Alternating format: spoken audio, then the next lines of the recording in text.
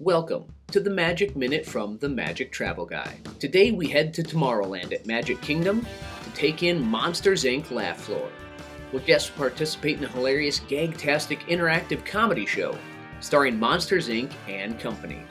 You'll step inside the only laugh factory in Monstropolis and make your way into a comedy club hosted by Monster of Ceremonies himself, Mike Wazowski. These characters love to engage the audience, so don't be surprised if you become part of the show. Inspired by the Disney and Pixar animated films Monsters, Inc. and Monsters University, this attraction scares up some monster laughs. Got a good joke? Text your favorite joke before the lights go down and it could be used in the show. Monsters, Inc. Laugh Floor officially opened on April 2nd, 2007. Within the park's Tomorrowland section will replace the Circle Vision attraction, the Timekeeper.